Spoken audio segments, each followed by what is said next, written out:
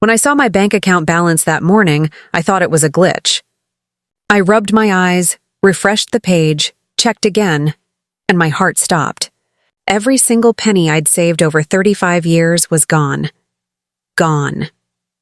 I sat there, frozen, my hands trembling on the mouse, whispering to myself, No. No, this can't be real. But it was. My entire life savings, everything my late husband and I worked for, had been emptied overnight. And the worst part? It wasn't some hacker. It wasn't a scam. It was my own son. My only child. He took it all. Every cent. And when I called him, hoping it was some kind of terrible mistake, his wife answered the phone and laughed. "Oh, Mom," she said mockingly, "we're finally living our life now. You'll understand one day." Before I could even respond, she hung up. That's when I realized they had left the country, with her mother.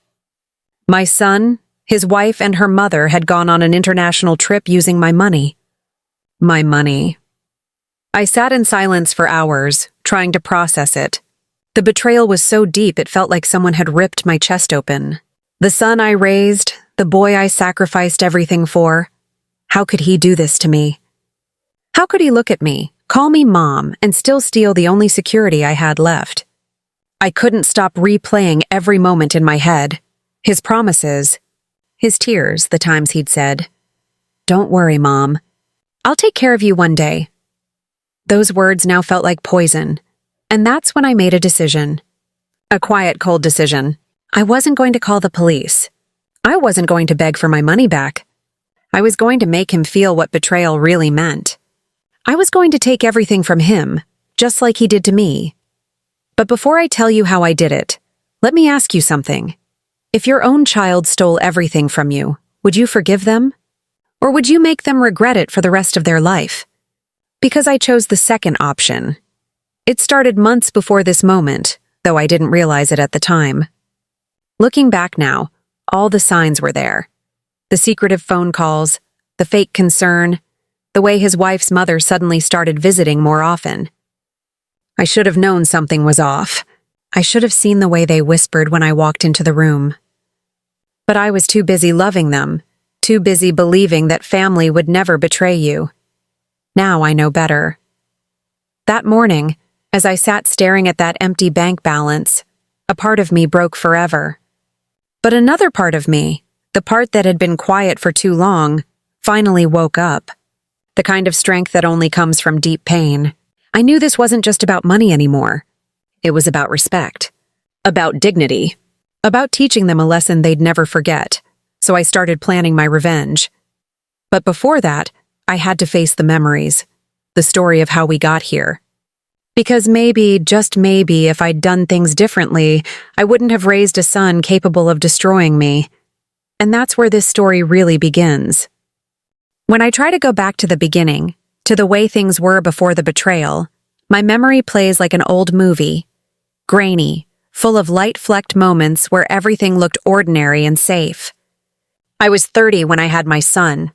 He came into the world with my eyes and my stubborn chin, and from the first cry I promised myself I would give him everything I didn't have as a child. I'd grown up in a small house where the cupboards were often bare, and warmth was measured in how many blankets you could share.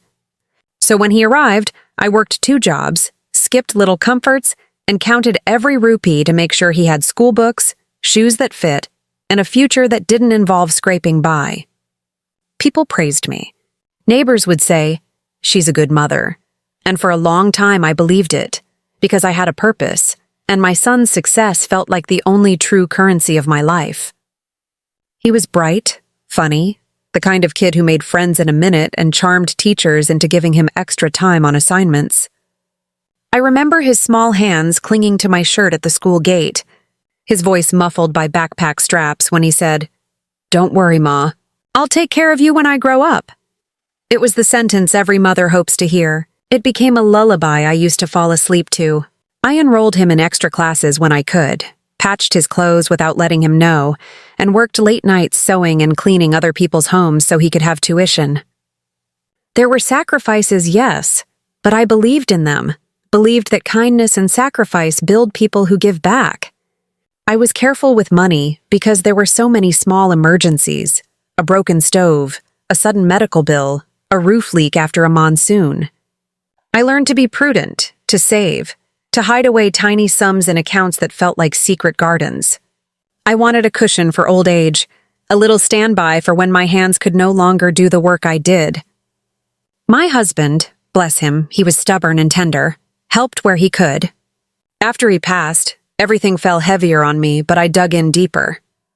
The bank account I checked that morning had been my life raft. It wasn't much compared to some, but it represented decades of evenings spent counting change while the kettle boiled. It represented security. It represented promises made between me and my late husband about the future. My son was a good boy for a long time. He had ambitions. He studied, worked odd jobs, and after college found a steady position in a company downtown. When he met her, his wife, at first I was happy. She seemed kind, polished in ways I wasn't, with a laugh that flowed easily. She was from a family with a little more means, and at first I thought it would be good for my boy, a chance to spread out his wings. I remember the day he introduced her to me. She held my hands, looked at me directly, and said, "Thank you for raising such a wonderful man." I wanted to believe her so badly that for months I ignored the tiny dissonances that later became loud alarms. They were careful around money in ways I didn't understand. There were long dinners at restaurants I couldn't afford, a new phone for her, sudden trips to see family that seemed expensive. He would say things like, "Ma, I can handle this. Don't worry." I believed him, because that promise slid into the same place in my chest where his childhood vow lived. Then, when my husband died, they were there with hugs and condolences, and I let them be closer. I suppose grief makes us reckless for affection. They began to visit more. Her mother, an older woman with sharp eyes and a smile that didn't reach them, started coming around more frequently, initially under the pretense of helping settle things, of offering support. She made small gifts for me, soaps, a box of sweets. I thought it was kindness. Looking back, I see how they tested the waters, how a guest becomes a habit and then a claim. There were patterns I missed. The way they would suggest dinner plans that ended in the three of them going out and returning late.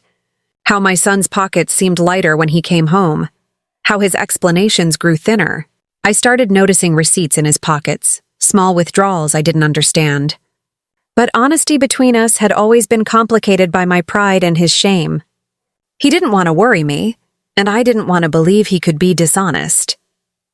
When they married, I put on the happiest face I could muster. I sewed a simple dress and tried to convince myself that love would cure the small doubts. There were small moments of real tenderness, late-night conversations between mother-in-law and daughter-in-law, my son bringing me tea in bed. They would call me Ma in the kitchen, and my heart would swell, and for a while I thought everything was as it should be. But the cracks were widening. The first real betrayal happened subtly. He asked to borrow money for a business opportunity, for a deposit, something that would set him on a path. I had saved for a rainy day, and in my heart I thought, this is not just my son asking. This is an investment in our family's future. I transferred a modest sum, enough, I reasoned, that would help him take a leap but not destroy my safety net. He thanked me with a hug that felt too tight, his eyes glistening as if he had been on the verge of tears. That amount disappeared quickly, and he came back for more, always with plausible stories. A delayed payment from a client, a bill that needed clearing, his salary unarrived. At each step I told myself this was temporary. But the transfers multiplied. One day, he told me they wanted to visit her family, an urgent, emotional trip, because something had come up and they needed to be there. They would pay me back, he promised. It was small at first, then it became a habit. Transfers for rent, transfers for emergencies, transfers for helping his wife's mother. He graduated from asking to assuming. He would stay out late, call in frequently, and when he did, his voice would be distant. The more I gave, the less present he became. I remember the nights I lay awake wondering if I was being foolish, if my past had turned me into a gullible woman, but I kept telling myself that family helps family. It took years for the realization to harden. The truth slammed into me in a dozen small ways. Missed appointments with the bank when I needed help, sudden refusals to sit down and plan my retirement, a new set of demands that always carried a heavier weight. Then, one afternoon, a neighbor knocked on my door and handed me a printed email. It was a forwarded message from a relative abroad with photographs, my son and his wife on a beach, laughing, champagne in hand. The caption read, "Finally free." I called him immediately. He told me they'd gone for a short trip and would be back soon. There was a sharpness in his voice I had never heard before, something rehearsed and cold. "We needed this, Ma," he said. "You'll understand." I asked him for the first time with a tremor I couldn't hide, who paid for it. He was evasive. When I pressed, his responses disintegrated into defensiveness. "You're making a big deal out of nothing. We'll sort it out when we get back. Stop worrying about me." The next morning, I logged into my account and the numbers were different. I called the bank, asked for details, and my hands shook as they read me the list. Multiple transfers, online purchases, international wire transfers, all authorized with my details. I felt an animal panic, the heat of betrayal rising in my throat. I confronted him then, but he didn't apologize. He explained calmly that life had pressures I didn't understand, that his wife's family had expectations, that they had to live up to a certain standard. He said, "We love you, Ma, but sometimes you have to let your children live their lives." When I demanded to see receipts, to see proof of where the money had gone, he shrugged as if it was a nuisance. "We'll handle it," he said, and his eyes avoided mine. It was as if I had become a passive part of their story, not the giver, but an obstacle to be smoothed over. The pattern deepened. Requests turned into demands, a loan for a house down payment, a small sum to help with a medical issue for his wife's cousin, money to secure a business visa. Each plea was wrapped in emotional language designed to cut me loose from my logic. They painted themselves as victims of circumstance, as people struggling at the mercy of cruel systems.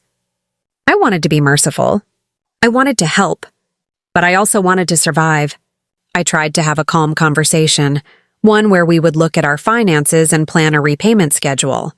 He laughed lightly and told me I was old-fashioned. "Ma, these things are complicated," he said. "You don't need to worry." The phrase, "you don't need to worry," became their shield. It was the ultimate dismissal. My attempts at confrontation were softened, then ignored. Once, when I asked his wife directly, she smiled with practiced warmth and told me, "We wouldn't do anything to hurt you." Even now I can hear the cadence of her voice, the way each syllable was polished to deflect any edge of accountability.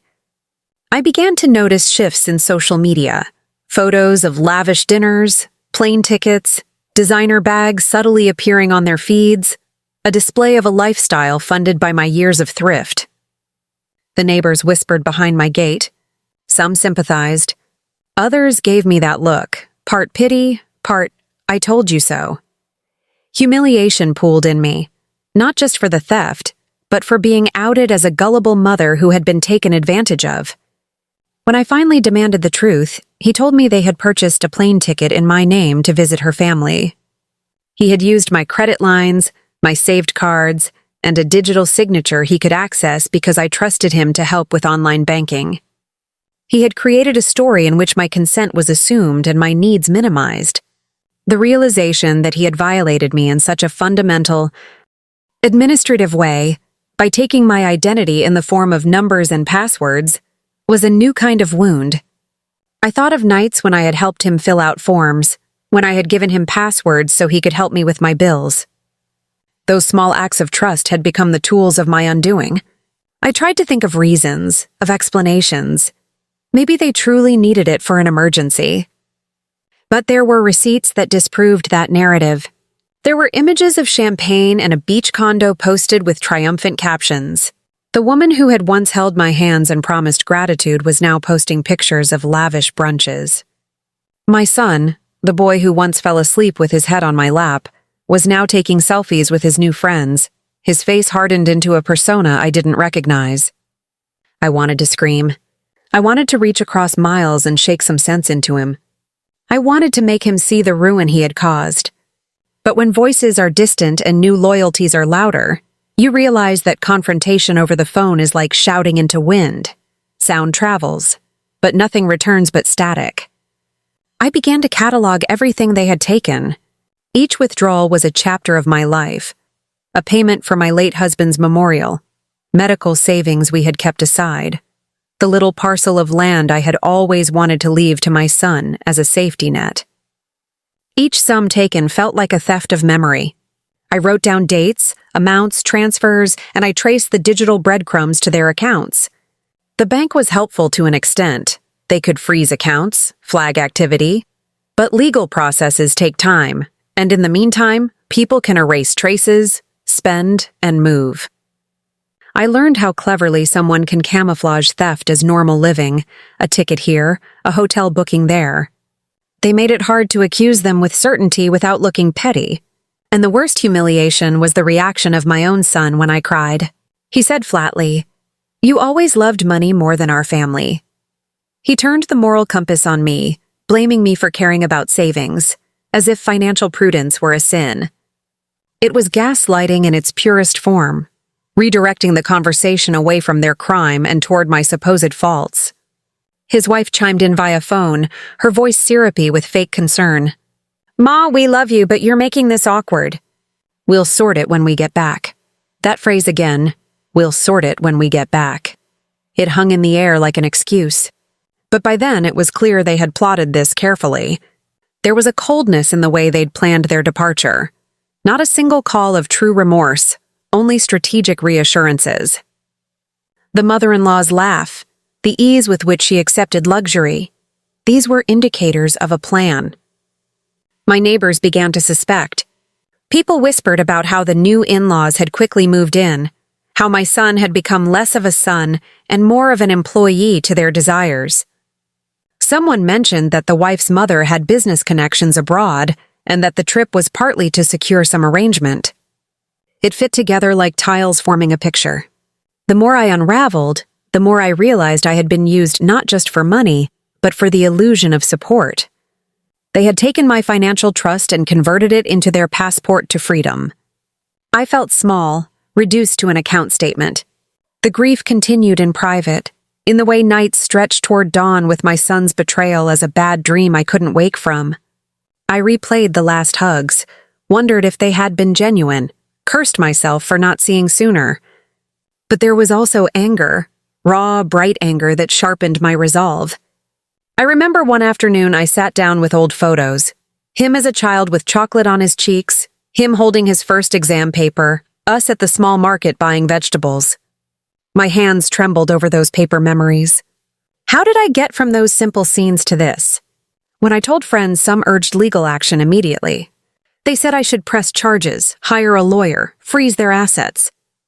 But it wasn't just about money. If I pressed charges, the headlines would read, "Mother accuses son." It would be messy and public in a way that would hurt me more than the theft. People would pity me. People would judge my parenting. I weighed public vindication against quiet, private revenge. Part of me wanted to destroy them publicly, to strip them of their new lives in front of their social feeds, and make them feel the humiliation I felt. But other parts of me warned about the legal complexities and the emotional toll. I knew that I had to plan carefully. The revenge I started to conceive needed to be surgical, precise, unavoidable, and inside their world. It had to teach them the cost of betrayal using the same kind of currency they had used against me. Security, comfort, reputation. I began by learning everything I could about how they had wired the money, which accounts they used, and who their overseas contacts were. I discovered patterns, transfers to a certain travel agency, bookings under pseudonyms, and a web of beneficiaries that hid the final recipients. I spent nights on the phone with the bank, demanding statements, asking for freezes, and when the bureaucratic gears moved too slowly, I turned to old-fashioned methods, talking to neighbors, speaking to relatives, and quietly observing their habits when they came by the house before leaving. I recorded conversations whenever I could, not to ruin relationships, but to have proof. something I could hold like a mirror when they tried to lie. And beneath all of it, I began to build a plan, not of immediate sensationalism, but of slow, crippling consequences. I wanted them to feel the panic of suddenly having no safety net. I wanted the kind of humiliation that plants itself in the marrow. I wanted him to understand what it was to lose trust. I started small, changing passwords, moving small amounts to accounts I knew they couldn't access, tightening my own security. Every act felt like reclamation. It wasn't just about money anymore. It was about reclaiming the dignity of a life I had poured into someone who betrayed me. I began to imagine scenarios where their new lifestyle would crumble. A business deal that fell through, a travel visa denied at the airport because of missing funds, a loan application rejected. I began to see their new life as a fragile edifice built on the stolen foundations of my savings, and I planned to remove the keystone. The first moves were subtle. I arranged for some of my paperwork to be reassessed by an old friend who worked in local administration. I asked questions in ways that seemed innocent but were calculated. I called their travel agent, pretending to be concerned for their safety, and asked about their itinerary. I inquired with local embassies, pretending to seek visa advice for family members. Each call was a stitch in a bigger net I was weaving to catch them. I watched as they enjoyed themselves abroad, posting pictures that gleamed like lies. Every image was a reminder of the depth of their audacity. But with each post, they also revealed details, dates, locations, hotel names that I could use. Their arrogance became their downfall. Little did they know that petty laugh would be their undoing, that their flaunting would feed the machinery of my plan. I moved forward cautiously. Revenge isn't about blinding rage. It's about clarity, and I wanted my strategy to be precise enough to ensure they couldn't deflect. I would strip away their new safety in a manner so complete they would have to face the consequences of their actions without being able to point to anyone else. I would not let them hide behind excuses or place the blame on their in-laws. I would make my son face the person he had become. ChatGPT said, I started executing the plan like someone performing delicate surgery. Every move had to be quiet, precise, and impossible to attribute back to me. I knew I couldn't rush. Impulse would ruin everything, so I turned the heat up slowly, inch by inch. The first thing I did was feed them small, believable setbacks that looked like ordinary life mishaps, rather than the calculated push I intended. I called the travel agency that had booked their tickets and posed as an anxious relative. With a few carefully chosen words and a concern about a missing payment, I got them to put a temporary hold on the reservations. It was nothing dramatic, just a hiccup that could be explained away if someone had cared to check. When I told myself later that it was petty, I remembered how they had treated the little things I needed as if they were nothing. If they could take my life savings for champagne and sun loungers, I could close a booking for an hour and watch panic set in. Next, I began nudging at the edges of their new social circle. They had been so proud of their glamorous posts that they hadn't noticed how much of their life had been recorded online. I started leaving anonymous messages to people in their networks. Nothing violent, just small, suggestive hints. Weird. Saw them at the hotel but looked stressed. Or, isn't it strange they can't confirm their return date? People who enjoy gossip are quick to spread it. I knew that social rumors would do part of the work for me. The rumor mill did its job. Messages that once painted them as carefree travelers began to carry a shadow. Someone mentioned a dispute at a hotel. Another suggested the wife's mother had pulled some strings to get them a better room. The important thing was that the seeds of doubt reached their ears, even when miles stood between us. I also used the bank systems in the only way I could without breaking the law. I asked for audits, for detailed transaction histories, and for flags on recurring payments. The bank was slow, bureaucratic, and painfully polite. But bureaucracies can be weapons if you know how to wedge them open. I filed formal queries that forced the institution to keep records and to treat the withdrawals as suspicious. Every flagged transaction meant another question in their destination accounts. Every question was a thin thread I hoped would tangle with their alibis. Meanwhile, I began contacting family members they hadn't thought to include in their plan. There were cousins, an uncle, an old friend from my son's school, People who, if told carefully, could become allies or, at the very least, carriers of subtle pressure. I spoke gently and without accusation, framing everything as concern. I haven't heard from them, I would say. Has everything been okay? People's instincts are to help, or at least to be nosy, and soon enough someone was trying to call them. Someone else was sending private messages, and a few were even reaching out to the wife's extended family abroad asking for confirmation of their itinerary. The trick wasn't to confront them directly. It was to make the network around them creak under weight so they would feel isolated even in crowds. I watched how the wife responded to that isolation with thinly veiled irritation in her posts. Little complaints about too many calls or family drama. Her captions changed from carefree to terse, and for the first time since the betrayal, I heard a note of unease in my son's voice when he called. He was vague about times and locations, but the rehearsed confidence had cracked. The next move was psychological and, in my mind, the cruelest. I made their hidden spends visible to people who could affect them. I supplied a carefully edited ledger, compiled from the bank's own statements, to a trusted relative of the wife who lived in their destination city. The relative had influence and, just as importantly, pride. I wrote to them not to accuse but to request mediation, implying that the couple might need assistance because of an administrative mistake. Pride is a strange motivator. Some people step in to help, others to regain honor. The cousin responded by calling the wife's mother, asking pointed questions about a transfer that had arrived under suspicious circumstances. Pride, I learned, could make people act more quickly than guilt. Little by little, the safety net they had built with my money started having holes. Payments were delayed briefly, a reservation was marked as pending by a bank overseas, and their glossy photos began to attract comments that asked, in a tone more curious than accusatory, "Are you okay? Your posts seem off." The wife's laughter became more brittle with each comment. With social strain beginning to ruin the mirage of carefree living, I shifted my attention to paperwork and legal leverage. I knew I was playing with fire. I wasn't a lawyer, and I didn't want to risk turning this into a public circus that could hang my reputation on a rope. But I also knew that legal systems have a love for documentation. I started compiling everything: screenshots of posts, copies of bank statements, old messages between us that proved my consistent support and his changing tone.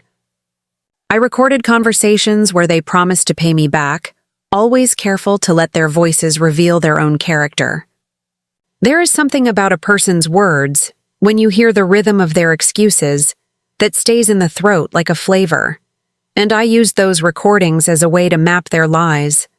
I also did something small and theatrical because I wanted them to feel watched. I sent a letter to my son's workplace, not accusing, not threatening, merely inquiring about his employment status and whether HR had notes about any recent requests for loans or time off. The letter was polite, and on paper there's a weight that digital messages rarely carry. It was enough to create a tremor in his carefully constructed world, because jobs, too, are part of a person's identity. I watched his social media activity fluctuate, sometimes posting defiantly, sometimes disappearing altogether. The combination of financial hiccups and familial probing was beginning to generate stress. And stress leads people to make mistakes. I remember lying awake some nights thinking about the man my son used to be, trying to reconcile that boy with the person who had emptied my account. I felt terrible pleasures then, tiny vindications that were shaded by sorrow. I would catch myself smiling as I saw him scramble to confirm a booking, because I had placed a call to a hotel manager asking about an overcharge. I felt guilty for delighting in his discomfort, but the old adage had become real for me. Betrayed people are changed people. Around the middle of my plan, when I felt the net tightening properly, I paused and addressed the situation with a direct, honest appeal.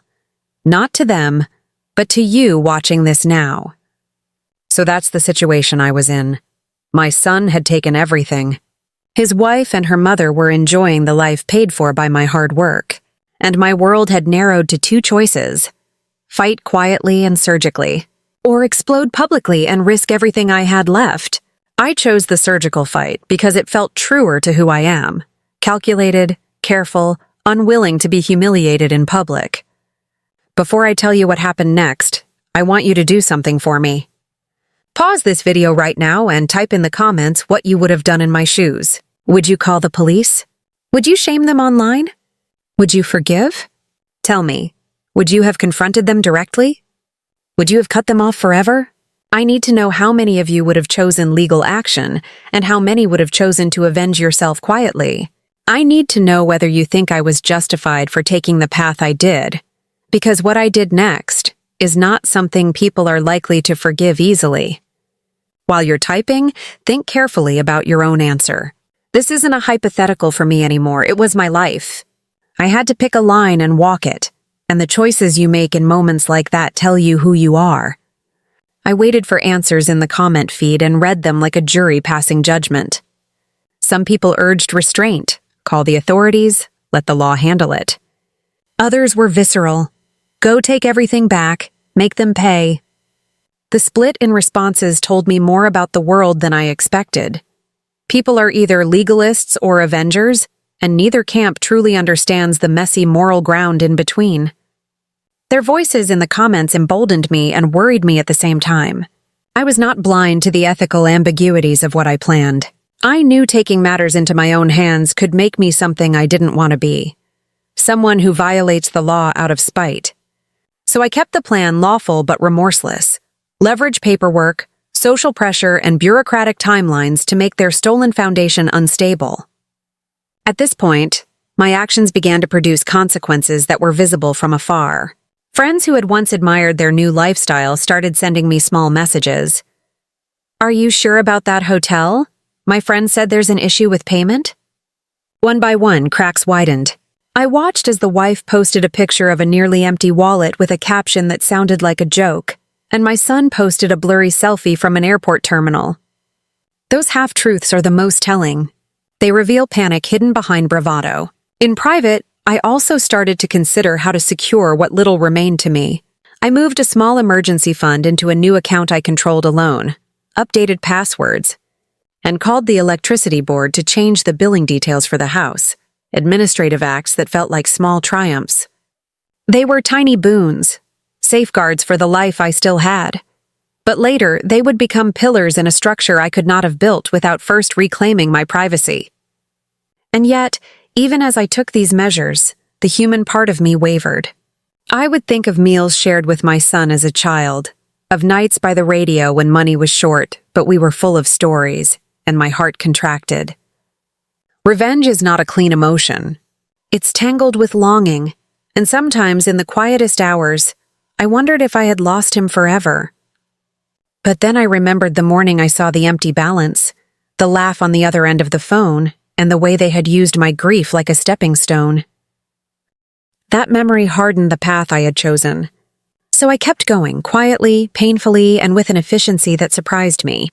I set small traps, logistical snares that would cause inconvenience which, when compounded, would create panic. I filed for a simple administrative review of a property document they had used as collateral in a loan application abroad, and I asked a local official to verify signatures. The official, kindly and oblivious to the drama, did what officials do. He requested proof and verification from multiple parties. One by one, approvals were delayed. The effect wasn't immediate ruin, but it was enough to make them feel the absence of certainty. They began to make mistakes in response. Anxiety turns clever people into careless ones. They left passports at a hotel, missed an embassy appointment, double-booked flights. Each mistake gave me more to work with, and with each mistake, my son's messages grew more pleading and less proud. He said things like, "Ma, it's not what you think," and "We'll come back and fix everything." But the fixers had never cared to fix before, and I had rows of evidence to show otherwise. I kept a record of his pleading tone and watched him unravel like thread pulled from a sweater. The plan was working, but I was not yet satisfied. The net had to be tight enough that the consequence would be inescapable. I needed them to feel the loss not only financially but in reputation and trust. I wanted my son to recognize, in a way he never had, the depth of what respect and security meant. I was patient, and patience in my case felt like artful cruelty. I would not reveal the final act now. Enough of the story has been told to place you at the edge of a cliff with me, heart thudding, waiting to know whether I jump or pull someone else with me. But before I move into that final decisive sequence, I want to hear from you. Tell me now, what would you have done? The moment of truth came on a quiet afternoon when the world felt heavy and slow, the kind of day when small noises register like alarms. By then, the web of delays and doubts I had woven was tight. Their glossy posts had slowed. Messages from others had started to prick at their confidence. And my son's voice over the phone had the thinness of someone who had lost sleep. I remember sitting at my kitchen table, the ledger laid out like evidence in front of me, the bank statements, the screenshots, the recorded promises, and feeling a strange calm settle over me.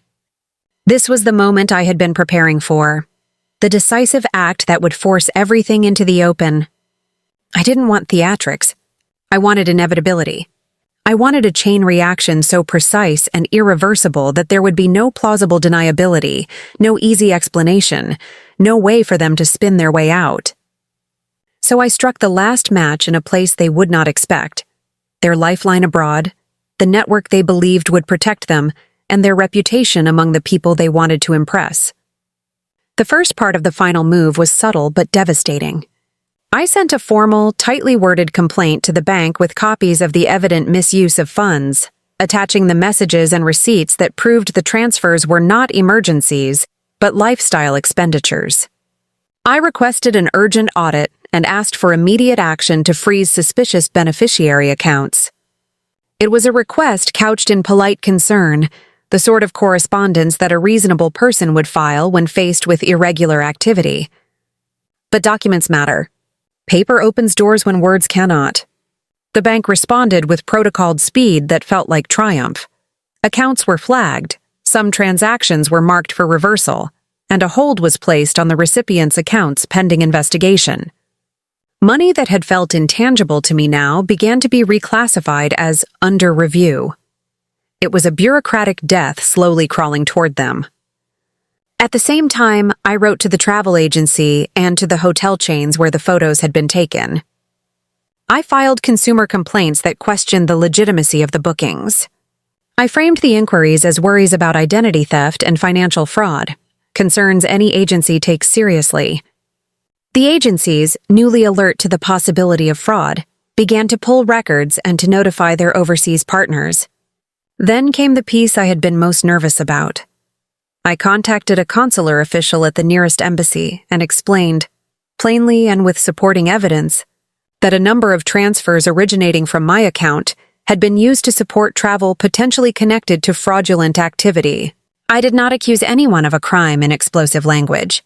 I simply presented facts and asked whether they had regulations that might affect a visitor whose funds were under investigation. Embassies and consulates are cautious beasts. They do not act on gossip, but when an official request hints at transactional irregularities that could affect immigration status, they have mechanisms for review. Within a short span, thanks to the documents and the trails of proof I had compiled, a hold was placed on certain traveler credentials pending verification. It wasn't dramatic in the way you might imagine. No midnight arrests, no cinematic revelations, but ordinary people involved in administration began to ask ordinary, inconvenient questions.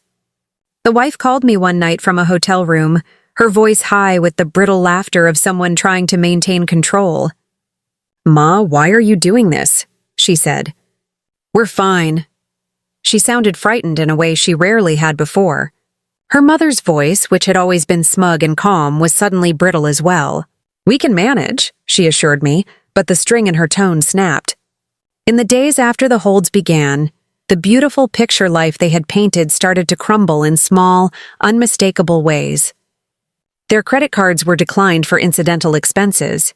The hotel manager left a voicemail about a pending charge. An airline sent a curt notification that a name mismatch and payment issues required verification before boarding. These inconveniences, when compounded, became a persistent rain that soaked through the fabric of their trip. Panic has a particular currency. It makes people selfish and sloppy. My son began calling more, but his calls were laced with pleading and false confidence, two emotions that cannot long coexist. He sent photos of queues at embassies, of people asking for documentation he did not have. And then, in one message that arrived late at night, he asked me directly to transfer a sum to a specified account so they could fix an issue. The audacity of the request, after everything that had happened, was a bright flame that seared me. I did not give them the money. Instead, I forwarded their request to my bank with an annotation that read, "Requested payment appears linked to disputed transactions." The bank acknowledged receipt. That acknowledgement was the hinge on which everything turned. Overnight, their options narrowed. The wife's mother reached out to a relative back home, and what followed was a flurry of family negotiation I couldn't have orchestrated better if I had tried. Messages asking for proof, phone calls demanding explanations, and eventually the public unspooling of just how this trip had been funded. Embarrassing details started to leak through to their social circles. The transfers from my account, the specific dates, the hotels. The wife's in-laws, people who had helped arrange some of the early glamour of their life, began to distance themselves. Pride is brittle. When it snaps, people recoil quickly. And then came the hardest move. I wrote a measured letter to my son asking him to return and to discuss a repayment plan in person. I sent it through a channel I knew he could not ignore, his workplace, which had begun to receive inquiry letters that were politely formal and authored by me. It was not an ultimatum of vengeance. It was a request for accountability. I wanted him to see the face of what he had taken from and to recognize the emptiness he had created. I expected anger, perhaps even legal threats. Instead, there was silence for a day, and then he appeared on my doorstep 2 weeks later, unannounced and pale, holding a small duffel bag and a passport with a stamp that suggested trouble abroad. The sight of him in that doorway, the boy who had once fallen asleep on my lap, was a knife. And yet he stood there, not the arrogant man who had once brushed me aside, but a ragged, pleading figure who had the audacity to say, "Ma, we're sorry. We can fix this." I didn't pamper him with tears or forgiveness. Instead, I looked at him the way a person looks at an animal that has hurt their child, angry and bewildered. "You took everything," I said simply. "You took our future." His reply was a jumble of excuses and blame-shifting. They pressured me. We were stuck. It was temporary. None of it landed as it once might have. The social consequences cascaded quickly after his return. The workplace which had been copied on my letters called a meeting with him in HR. His colleagues, people he had worked with for years, looked at him differently. Word spreads fast in small offices. Neighbors who had once greeted me with pity now visited to offer awkward condolences and curious questions. The wife and her mother returned separately some days later. Their re-entry into the neighborhood was marked by a silence that said more than words. They avoided eye contact. They spoke in clipped sentences. The woman who had once laughed at me while on the phone now stood outside my gate, her face pale and unreadable. Legal consequences began to orbit them. The bank's investigation, prompted by my complaint, flagged transactions that could be construed as unauthorized or fraudulent. I was ready to press charges if necessary, and the knowledge that I was prepared to go there altered the balance. My intention had never been to ruin my son beyond repair, but I needed consequences that matched the gravity of his betrayal. The bank suggested mediation as a first step, which surprised me. It meant that even institutions prefer to settle messy family disputes quietly when possible. Mediators asked for repayment plans. Lawyers advised on documentation. It was in these negotiations that real remorse, or at least the appearance of it, began to show. My son spoke of shame and pain. His wife spoke of stress and pressure from her family. Her mother blamed generational expectations and cultural complexities. It was an orchestra of excuses. Some nights after these meetings, I would lie awake trying to decide if their public contrition was real or merely a performance to avoid legal consequences. The aftermath rippled beyond the immediate family. Friends who had once supported them found themselves painfully ambivalent. Some sided with me, seeing the clear moral line in what had happened. Others took the side of my son, whispering about the unfairness of old women making accusations that could ruin young lives. The neighborhood became a tribunal of murmurs and sidelong glances. My position, exposed and yet solid, was both liberating and lonely.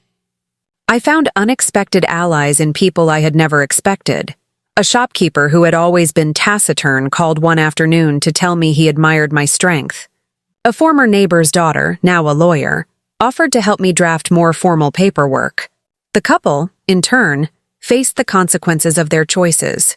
Their social media followings dwindled as friends unfriended them. Endorsements and invitations dried up. The husband's reputation at work was stained by the whispers of impropriety. They had traded a long-term trust for a few months of glamour. That exchange, instant pleasure for prolonged ruin, was the true climax. My son, once secure in the glow his wife's family had created for him, now had to rebuild from wreckage. His calls to me became less about pleading and more about small attempts at reconciliation. "Ma, can we start over? Can we begin to fix this slowly?" It struck me that what he asked for was not simply the money but a chance to be seen again as the son he had once been. I listened, but I didn't rush to forgive. Repair is not a single act. It's a long, sometimes tedious process of accountability and change. I made him sit with the consequences for a while, to feel how it weighed. There were, of course, practical aftermaths. I had to make legal choices about the remaining funds, consult with a lawyer about reclaiming money already spent, and decide whether to press charges. I chose, for the time being, a mix of mediation and legal pressure. Enough to ensure repayment, but not so much that it would leave everyone irreparably harmed. That decision earned me both praise and criticism from people who watched. Some called me merciful. Others called me weak. But the truth was that I wanted restitution, not ruin. In the weeks that followed the climax, small acts of restitution began. An apology written in a trembling hand. A small bank transfer returned, as much as they could manage.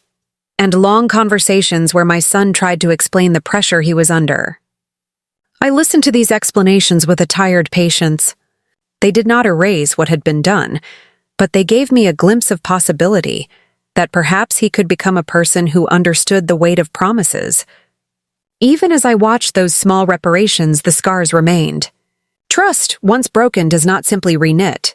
I found myself measuring my interactions with him in cautious increments, like testing hot water with a finger before plunging in. The wife and her mother moved away eventually, their presence unbearable in a place where they had been called out. Their departure felt like a relief coated with a bitter aftertaste, relief that their immediate threat was gone.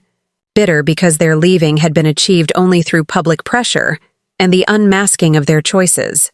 My neighbors stopped whispering as loudly, but the memory of the scandal lingered like a stain.